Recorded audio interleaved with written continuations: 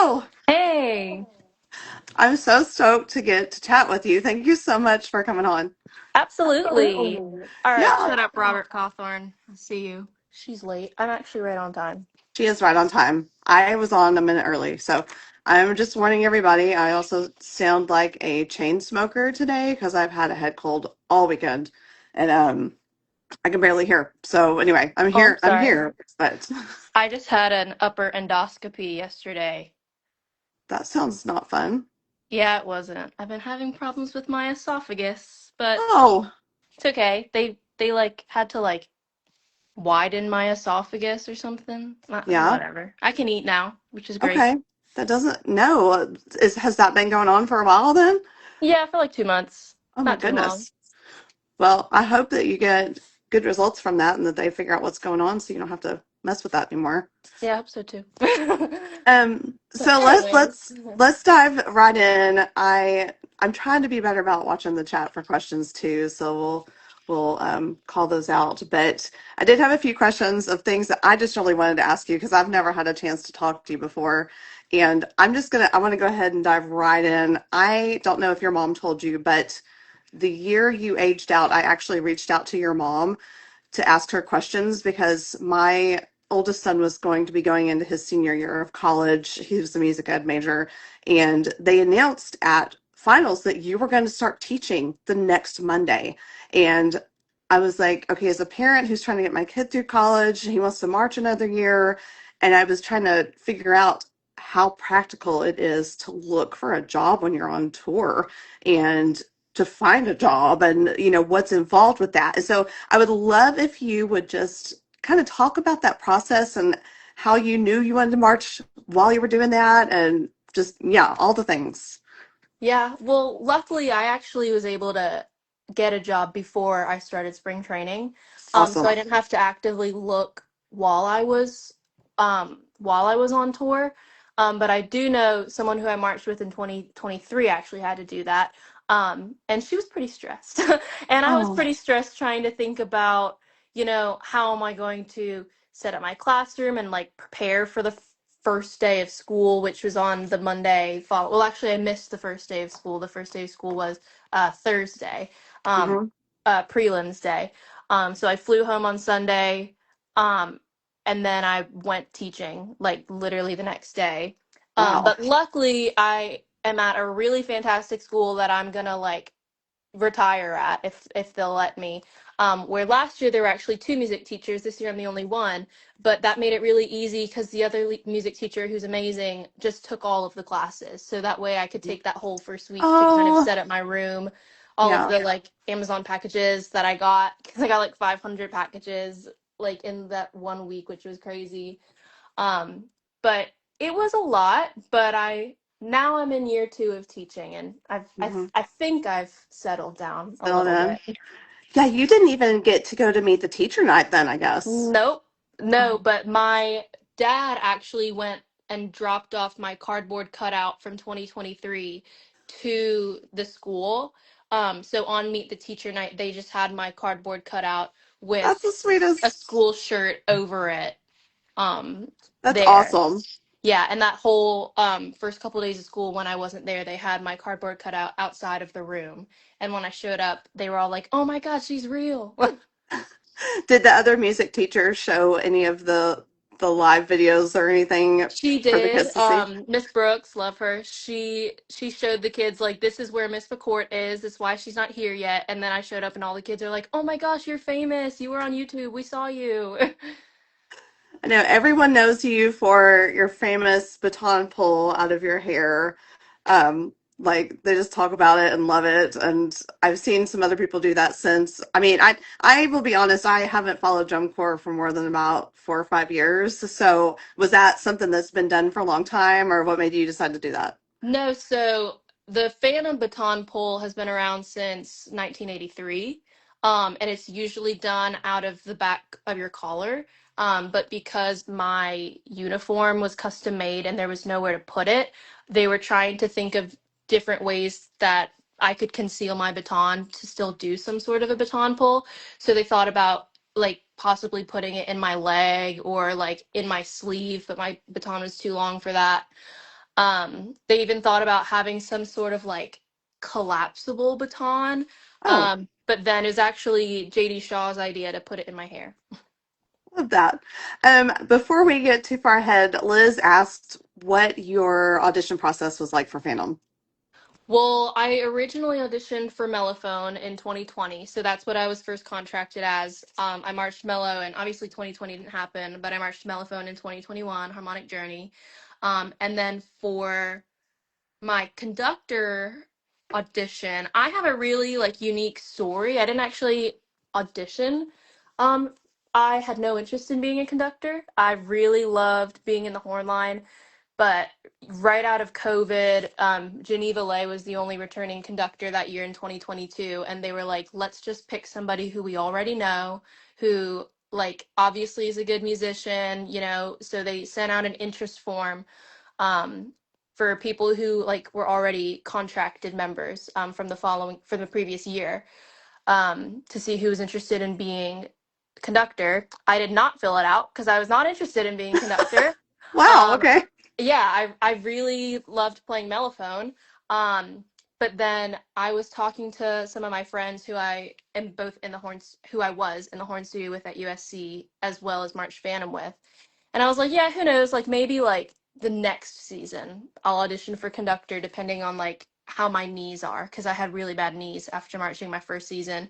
Hmm. Um, and then my friend Judah went to JD Shaw, who's also my horn professor, brass caption head, and was like, "Yeah, Keri said that she would be conductor." And I'm like, "No, I didn't. Judah. I didn't say that." Um, and then JD was like, "Oh, yeah, so you need to be conductor now." And I was like, "Oh, fine." um, I had no conducting experience. Really? Not even high school? Nope. I was mellophone my whole Wow. years in high school. Like I said, I had no interest in being a conductor. I really loved marching. I did audition my senior year of high school, but I Hmm. didn't make it Uh-huh. because I needed to be on the field, right? Yeah, yeah. Um, but yeah, that's kind of my unique story. And then in 2023, I did like audition Hmm. to be head conductor, and obviously that, you know, went well, and I had experience, and I built Yeah, a good relationship with the staff and the corps, and built a good reputation for myself. So in 24, I didn't really have to re-audition again, but yeah, I had that's a pretty amazing. unique story. Before I get back to our other questions, Georgie Boy, I don't know how I say that name. He says, "Hey Carrie, this is George Estrella. I'm contracted as a drum major for the Skyriders in Hutchinson, Kansas. I wanted to ask what your best advice you could give me before I start my season." Um, Congratulations, Jorge Estrella, Jorge, probably. Oh, it was Congrats. Jorge. Sorry, I was trying to. um, Probably my advice that I can give you before you start your season, some like practical advice and then some like, you know, emotional from the heart advice is pack a clean pair of socks in your rehearsal bag. Um, because if it is raining and your socks are all wet, then you're gonna get blisters. And I got like really awful blisters on my feet. It was disgusting because I Mm. was walking around in wet socks one day. So keep a dry, clean pair of socks in your backpack. Um, and just like cut the sleeves off of all of your shirts already. Like just don't even you don't need sleeves. It will save you so much room. You're gonna want to do it anyways. That way you don't have to like, you know, bring scissors on tour, bring nail clippers, don't forget about those. Just cut the sleeves off of your shirt now before you even pack, you know. I didn't Um, realize how much foot care was part of this whole experience and how much y'all are taught about caring for your feet and your toenails and all these things. And yeah, now that I you say mean, that, like an ingrown toenail can, you know, knock you out for several days, and that being out for several days, someone could take your spot. um yeah. or even like I remember someone in color guard, this is my biggest fear, her like the band and the arch of her foot like snapped or Oh man, something, and it was just like a terrible blood blister. my that sounds my horrible. my worst nightmare. But yeah, we're even taught, you know, to tie your shoes a certain way, Hmm. to make sure Hmm. you're rolling your feet out, you know, constantly seeing our athletic trainers, to make sure we're taking care of ourselves because our, you know, if you can't if you can't use your feet, then you can't Yeah, you can't do march. anything. Um, Yeah. um, so we've got, I'm assuming it's Connor Carbonell who commented this. I can't see. I obviously need to get my eyes checked again. Hey, Keri, in what ways has drum corps helped you as an elementary music teacher? That's a great question. At first, I was like, I don't know if it did, but now being a second year teacher and like seeing what the average first year teaching experience is like, it has definitely helped me in like the director sense. Like, I feel like I went into teaching with a really good grip on discipline and classroom management, which is something that a lot of first year teachers have to experiment with their first year. But I think that was something that like literally from day one, I was like, no, you're not talking over me. Thank you so much. Like no, too much talking on the field, too much talking on the carpet, type thing. So that was one of those things, but also just like having a really, especially when it comes to directing like our winter show and stuff like that.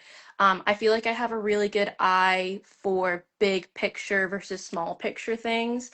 And being able to kind of see both at the same time and like all of those moving pictures. So it's like, 165 people on a field versus 70 third graders on a stage. 70 Yeah. third graders is way harder actually to manage It's like herding because cats. a little bit sometimes, yeah. Um, I love them though, but at I do least in have a drum question. corps, I, yeah. I know a lot of people, when they get into music ed, they really want to teach high school, because they want to be in marching. What made you want to teach younger kids? Well, my goal growing up, like I knew I wanted to be a music teacher since sixth grade. Like I'm just one of those people who was really lucky and I was like, no, I know exactly what I want to do, and that just never changed. Hmm. Because I had a really great middle school band director and a really great high school band director. And all throughout college, I was like, okay, yes, I want to teach middle school band. Middle school band is Okay. exactly what I want to do.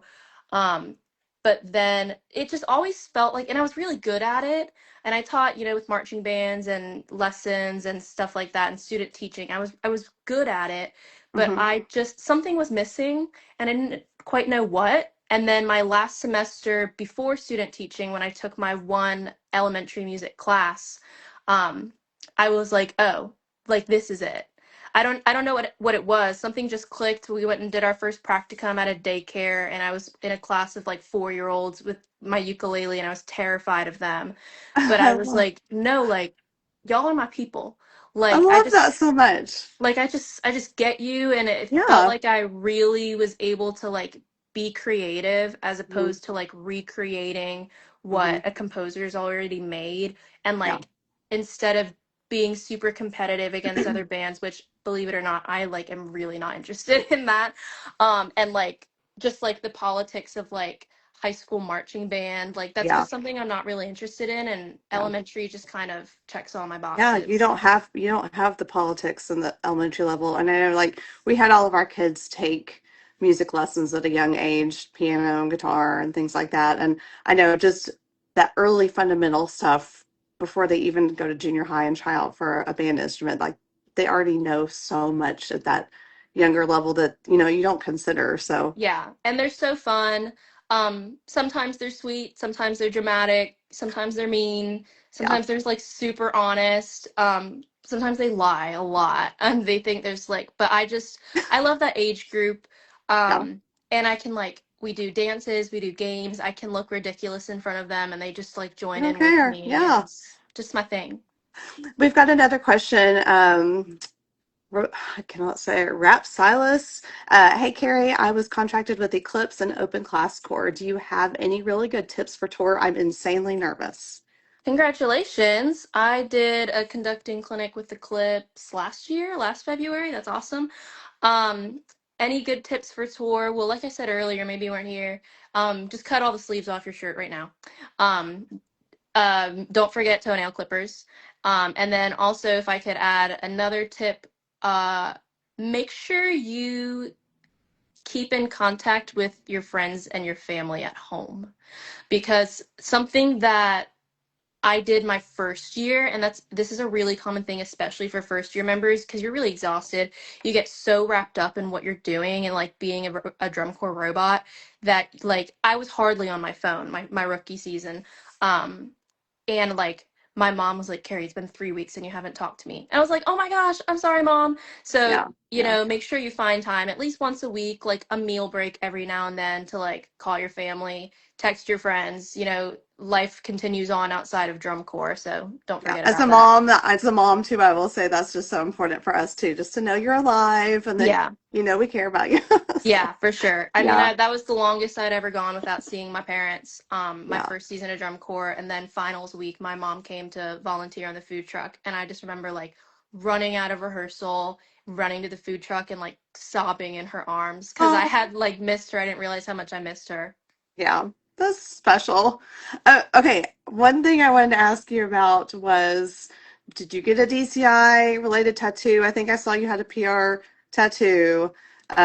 When did you decide to get that? And, like, was it after age out? Were you still marching or? I do have a tattoo. I actually got it after 2021. And then you can see it like in my uniform. I'm trying to take my sleeve off. That's something that a lot of people speculated, like, is it real? Like, is it not real? But it is real. Just mine. Nice. I'm in my kitchen. Just like my chevron, I designed it myself. It just says Suda on it. Um, and sometimes it ruins my outfits when I'm trying to look dainty, but it's fine.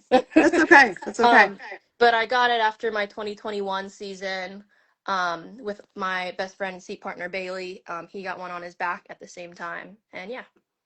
I love it. Yeah, I only have one tattoo. I was never going to get a tattoo ever, but I did an Iron Man, and I said if I did an Iron Man, I was going to get a tattoo, and you That's bet that I awesome. did. So, Yeah, well, yeah, that's something you want to remember too.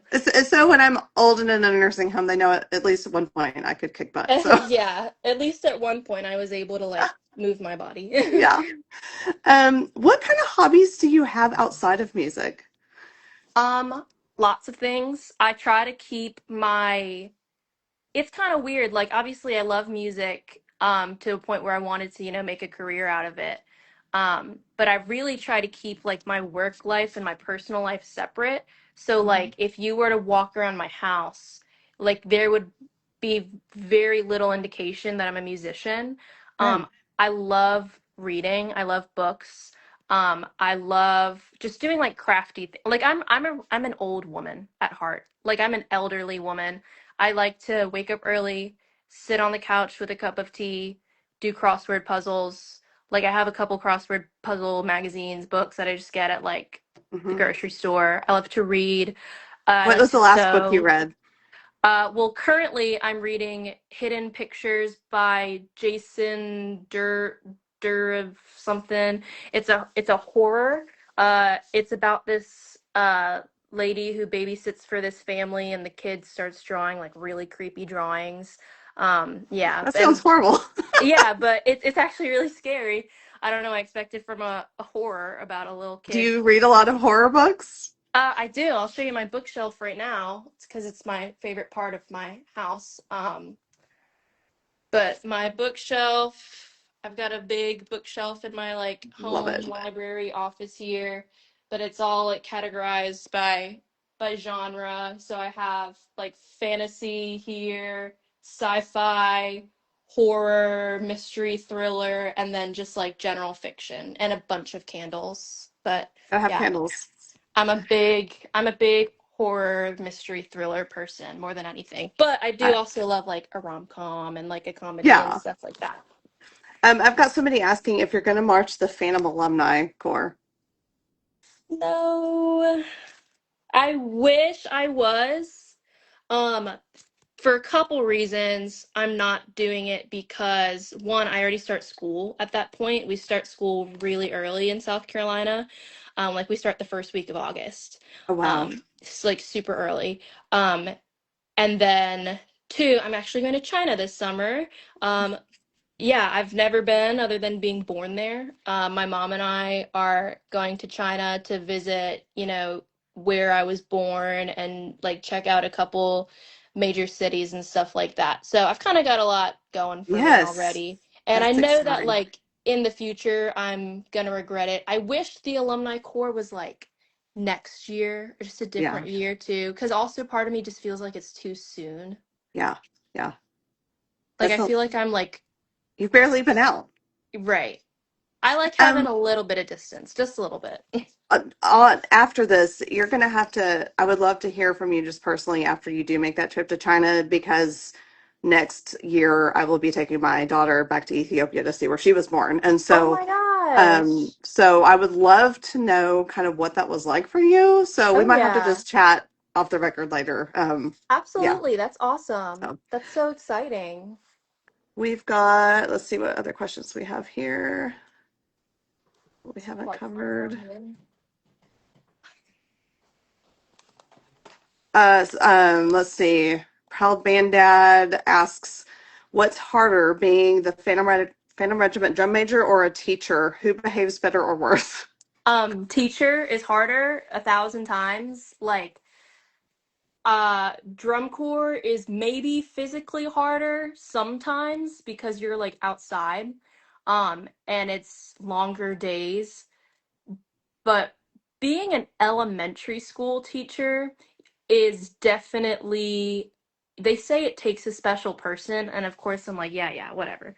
No, like it does. And I'm not saying I'm like a special person, but it's definitely something that like you're either built for it or you're not. It's a um calling. it is a calling. And like I said, like it's something that like, my whole life everyone expected me to do band. I expected me to do band, but just something was missing.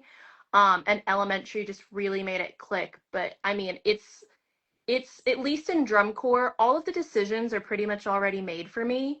Right. I just have to, follow through and like hold people accountable. And luckily, the people that I am working with, like the other members, are, very competent. They are full grown adults for the most part. Um, Even though now that I'm an age out, they're actually babies. But like they Yeah. can Yeah. do things completely independently, whereas sometimes I will go a full day without going to the bathroom because I Yeah. can't leave That's because I can't leave insane my to kids me. alone. It's And insane. that 5 minutes transition between classes sometimes is just not enough. You mentioned, being in band. I'd love to hear just high level what your band experience was like, junior high, high school. How'd you get into it? What made you, pursue drum corps? Yeah, band was, I actually was able to start band in fourth grade. I grew up in Delaware, where we had, I did trumpet. I started on trumpet, and obviously I had my elementary music classes, and that was honestly like, um, that was a really early spark for me. I knew that music was my thing so early on, because my music teacher, Mr. Jalbert, Brick Mill Elementary School in Middletown, Delaware, he was a strict teacher. Hmm. Like he Hmm. was a strict old school music teacher where you just sit down, he puts a song book in front of you, and we just sit there and we sing a song. I loved it. Like that is something that I think everybody else like couldn't stand music, hated Mr. Jalbert, but like that was just such my thing. Hmm. My brother, who is 8 years older than me, so he was in high school when I was in elementary school. He was, big hotshot trumpet player in his marching band. So I kind of just wanted to follow in his footsteps. In middle school, I switched to French horn, loved it, did all of the like all state stuff like that. Hmm. And my brother actually marched cadets too in 2011 and 12, I think, like their first couple years that they were a DCA corps. Hmm. Um, and yeah, I kind of just followed in his footsteps. My high school band director in Virginia, when I moved to Virginia, he had marched Spirit of Atlanta. He had worked with different drum corps, and was like and still is a really supportive person in my whole marching band journey. Yeah, I love that.